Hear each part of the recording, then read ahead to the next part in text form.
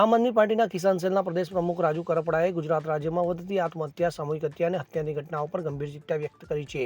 તેમણે જણાવ્યું કે છેલ્લા 3 વર્ષમાં 25,000 ગુજરાતીઓ આત્મહત્યા કરી, જ્યારે 2 વર્ષમાં 42 પરિવારોએ સામૂહિક આત્મહત્યા કરી.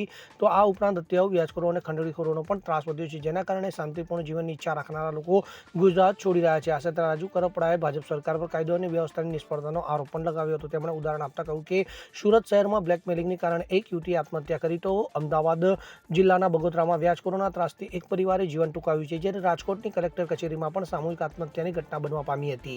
તો અમરેલીમાં વૃદ્ધ દંપતીની હત્યા એ પણ કાયદો વ્યવસ્થાની બગડેલી સ્થિતિ દર્શાવે છે. તેમણે સરદાર પટેલ અને મહાત્મા ગાંધીના ગુજરાતના સપનાને યાદ કરીને સરકારને ચેતવણી આપી કે આ ઘટનાઓ રાજ્યની પ્રગતિની વિરુદ્ધ છે.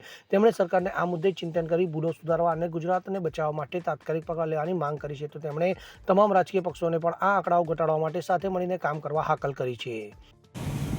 નમસ્કાર, હું આપનો રાજુ કરપડા. હાલ જે ગુજરાતના આત્મહત્યાના આંકડાઓ જે વધી રહ્યા છે, કાયદો વ્યવસ્થા ગુજરાતની કથળી રહી છે, ખરેખર એક ચિંતાજનક બાબત છે.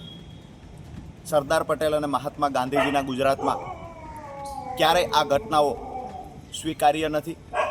ખરેખર સરદાર પટેલે અને મહાત્મા ગાંધીજીએ જે ગુજરાતનું સપનું જોયું હતું, ખરેખર એ દિશામાં આપણે જઈએ છીએ, કંઈક અલગ દિશામાં જઈએ છીએ. આ ચિંતન કરવા જેવો વિષય છે. જ્યારે આંકડાઓ તપાસવામાં આવ્યા તો ખબર પડી, છેલ્લા 3 વર્ષમાં 25,000 કરતાં વધારે લોકોએ, ગુજરાતીઓએ આત્મહત્યા કરી છે. ક્યાંક ને ક્યાંક 2 વર્ષની અંદર 42 પરિવારોએ સામૂહિક આત્મહત્યા કરી છે. એટલે કે ગુજરાતની અંદર આત્મહત્યાનો આંકડો જે વધતો જાય છે, એ જ પ્રમાણે કાયદો વ્યવસ્થા કથળી ગઈ છે, હત્યાઓનો આંકડો પણ વધતો જાય છે. તો જવાબદાર કોણ? જે લોકો ચેલેન્જની રાજનીતિઓ કરવા આવ્યા છે, જે લોકો મીડિયા સામે આવીને સરકારની જવાબદારીઓ જે હતી એમાંથી છટકી અને ક્યાંક ને ક્યાંક ગુજરાતને, દેશને વિશ્વગુરુ બનાવવાના જે લોકો સપનાઓ બતાવી રહ્યા છે, એને ટકોર કરીએ છીએ કે આજે ગુજરાત કઈ દિશામાં જાય છે. ખરેખર ચિંતન કરવાનો વિષય છે. તમામ પાર્ટીઓએ સાથે મળીને ચિંતન કરવું જોઈએ અને આત્મહત્યાના આંકડા કેમ કરીને ઓછા કરી શકાય, આ માટે વિચારવું જોઈએ.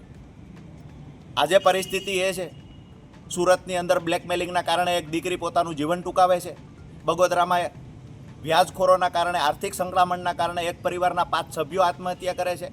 ભૂતકાળમાં રાજકોટમાં પણ સામૂહિક આત્મહત્યા કલેક્ટર ઓફિસમાં થઈ છે. અમરેલીની વાત કરીએ તો 2 વ્યક્તિની 2 દિવસ પહેલાં કરપીણ હત્યા કરવામાં આવી. એટલે ક્યાંક ને ક્યાંક કાયદો વ્યવસ્થા તો કથળી ગયા છે, વ્યાજખોરો માથાભારે બની ગયા છે, વ્યાજખોરોનો આતંક વધી ગયો છે, ખંડણીખોરોનો આતંક વધ્યો છે. જે લોકો શાંતિથી જીવન જીવવું છે, આ લોકો આજે ગુજરાત છોડી રહ્યા છે, જે ગુજરાતી તરીકે સૌથી દુઃખદ બાબત છે, નિંદનીય બાબત છે. આવનાર સમયમાં સરકાર ખરેખર ચિંતન કરે, ક્યાં સરકારની ક્ષતિઓ રહી છે, ક્યાં ભૂલો રહી છે, આ ભૂલ સુધારવાના પ્રયત્ન કરે અને ગુજરાતને બચાવવા માટે સરકાર આગળ વધે. આભાર. બ્યુરો રિપોર્ટ, ખબર ગુજરાત લાઈવ.